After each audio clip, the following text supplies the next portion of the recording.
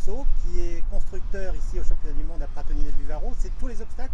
Alors, je suis constructeur et assistant chef de piste. Et non, c'est pas tous les obstacles. Parce qu'en fait, il a fallu que je fasse avec une base d'obstacles déjà existants. Qui sont des obstacles plus faits en menuiserie. Qu'il a fallu que je maquille, que j'arrange. En anglais, on dit trying to make a queen of beauty out of an ugly Betty. C'est-à-dire essayer de faire une reine de beauté à partir d'une marguerite très moche ou d'une germaine très moche.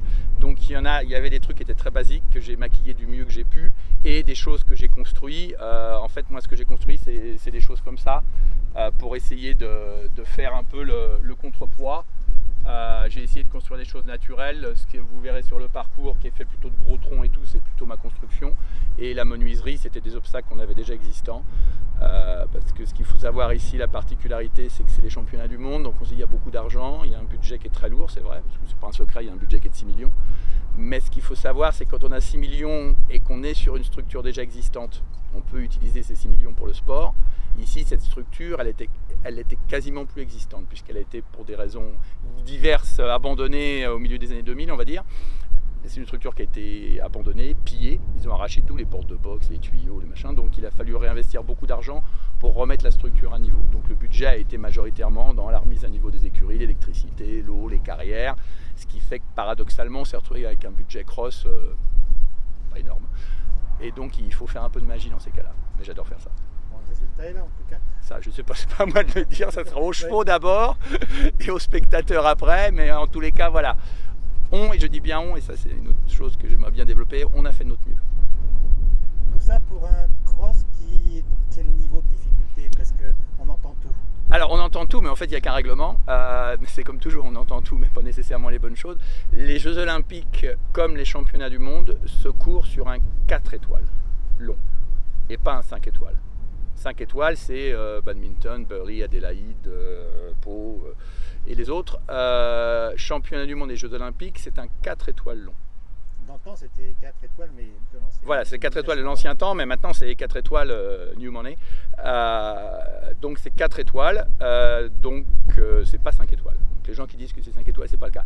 Après, c'est vrai qu'on essaye de poser des questions parfois techniques qui se rapprochent un petit peu, mais c'est pas la même distance. La distance, c'est quand même un élément qui est énorme arrivé à ce niveau-là. Et a fortiori, un élément qui est énorme sur ce terrain de Pratoni. Le dénivelé aussi. Exactement. C'est pour moi, j'ai rigolé parce que souvent les gens m'ont dit hey, toi qui es à Pratoni, donne-nous des conseils, donne-nous des conseils. Je leur dis c'est pas plat. Préparé. Voilà. Moi, je pense qu'une des différences qui va se faire, ça va être au niveau du physique. Parce que la première partie du parcours, on monte, on redescend, pour remonter, pour redescendre. Et la fin, qui a l'air plate, n'est pas totalement plate. Donc si on attaque le dernier tiers, je dirais, avec pas grand chose dans le réservoir, on va terminer avec rien dans le réservoir. Est-ce qu'on peut citer vite fait les principales difficultés, celles où le public devra se masser? Alors, oui, bien sûr. Après, on essaye de ne pas avoir de juge de paix. Mais il est évident qu'un obstacle de volée, ça reste un obstacle de volée. Il y a, alors ce qui va être spectaculaire, ce que les gens adorent regarder, c'est la première combinaison qui est derrière nous, qui est les scivolo. Ici, c'est l'obstacle mythique de Pratoni, parce qu'il était déjà au championnat d'Europe. Donc c'est la grande descente avec les petites cibles en bas. Et à ce propos, on a essayé de respecter. Pour moi, le mot-clé ici, c'était le respect. C'est-à-dire respecter les lieux, respecter l'histoire des lieux. C'est pour ça qu'on a fait des choses très naturelles, pas de couleurs. J'ai essayé de reconstruire des obstacles naturels et de recréer, de réutiliser des obstacles du passé. Donc on a cette fontaine numéro 2 qui était la fontaine des Jeux Olympiques de Rome en 1960. Donc on a restauré, parce qu'à l'époque c'était que du béton. Donc on avait le droit de sauter du béton à l'époque. Donc là j'ai mis un petit peu de bois autour. On a le mur qui est là-bas, pareil, qui date des JO. Et on a cette descente qui avait fait pas mal d'incidents pour les championnats d'Europe ici en 2007 de mémoire. Donc qu'on a remis et j'ai reconstruit les petits strings en bas, un peu dans l'idée de ceux qui étaient là. C'est-à-dire des choses qui ne sont pas pleines, il n'y a pas de côté, c'est juste un petit triangle qui est posé sur deux stands, quoi. Donc voilà, cette descente, je pense que ça va faire un petit peu de spectacle, pas nécessairement beaucoup de dérobés, parce que les cavaliers expérimentés feront ça sans difficulté. Les et à chaque distances sont bonnes apparemment, ce qu'ils disent. C'est que ça on verra. Voilà, et comme dans toutes les combinaisons, il y a des options longues, voire parfois des options très longues. C'est-à-dire qu'il y a des endroits où on a mis 3 options, une option directe, une option moyenne, on va dire une option longue. Ce qui va être assez influentiel, c'est les deux...